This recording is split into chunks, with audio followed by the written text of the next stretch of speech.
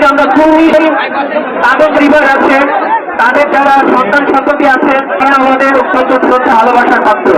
আমরা তাদের সাথে কোনো দ্বিমতে যেতে চাই না, কিন্তু যে বিষয়টি আমাদের বলা প্রয়োজন সেটি হচ্ছে কেন এই রাষ্ট্রটি জন্ম হলো। এই রাষ্ট্রের জন্মের পেছনে যে প্রধান কারণ, যে কয়েকটি আকাঙ্ক্ষা, একটি অন্যতম আকাঙ্ক্ষা হচ্ছে সমতা ভিত্তিক সমাজ ব্যবস্থা গঠন করা,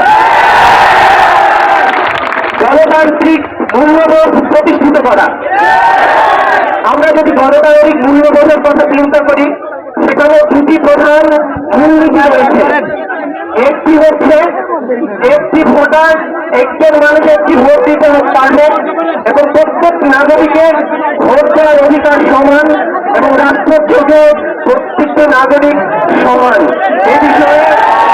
এ বিষয়ে কোনো বিভেদ সৃষ্টি করলে সেটি আমাদের মূল্যবোধের, আমাদের গণতান্ত্রিক মূল্যবোধের পরিপন্থী। আর দ্বিতীয় যেটি গণতান্ত্রিক মূল্যবোধের প্রিন্সিপাল, সেটা হলো যারা মেজরিটি, যারা সংখ্যাগরিষ্ঠ, তারা রাষ্ট্র পরিচালনার দায়িত্বে থাকবেন এবং তারা যেটি রাষ্ট্রের জন্য কল্যাণকর মনে করবে সেটি রাষ্ট্রে চলবে। কিন্তু আমরা লক্ষ্য করেছি বঙ্গবন্ধু ৭২ সালে যে কোটা দিয়েছিলেন, আমরা যদি তার পটভূমি, সেই সময় যারা মুক্তিযোদ্ধা ছিলেন তাদের সাথে কথা বলে আমরা যেটা বুঝেছি, সে সময় তিনি কয়েকটি কারণে মুক্তিযোদ্ধা কোটা দিয়েছিলেন। এক, যারা যুদ্ধে ছিলেন তারা পড়ালেখা করতে পারেননি, তারা যুদ্ধের মাঝে ছিলেন, তারা নিজেদেরকে সেইভাবে পড়ালেখায় প্রস্তুতি করতে পারেননি, প্রথম। দ্বিতীয়, বঙ্গবন্ধু মনে করেছিলেন যারা মুক্তিযোদ্ধা তাদেরকে সরাসরি প্রত্যক্ষভাবে রাষ্ট্র বিনির্মাণে তাদেরকে কাজে লাগাবে।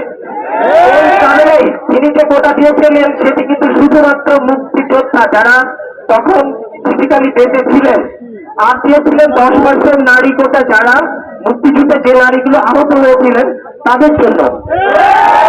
তিনি তার সন্তান সন্ততি, তার নাতি নাতনি বা এই বিষয়গুলো তিনি কিন্তু সেই সময় কোটা দেননি, আমাদের পরিষ্কারভাবে জানা উচিত। ফলে সেই সময় সেটি যৌক্তিক ছিল, কিন্তু পরবর্তীতে আমরা লক্ষ্য করেছি তারা সুবিধা পেয়েছে, তাদের সন্তানেরা সুবিধা পেয়েছে, তারপরে তার নাতি নাতনিদেরকে এই সুবিধা দেওয়া হচ্ছে এবং এটি আজীবন বাংলাদেশে চলবে, এরকম একটি চক্রান্ত চলছে। বাংলাদেশের হাজার হাজার মেধাবী এবং বিভিন্ন পরিবেশে বিভিন্ন সেটা পায় না, অথচ অন্যদিক দিয়ে সে সামান্য জ্ঞান নিয়ে, সামান্য যোগ্যতা নিয়ে ঘুরেদাররা বিভিন্ন চাকরি পেয়ে যাচ্ছে। আমাদের সরকার নিজের নিকটে দাবি যে আমাদের চাকরি দাবি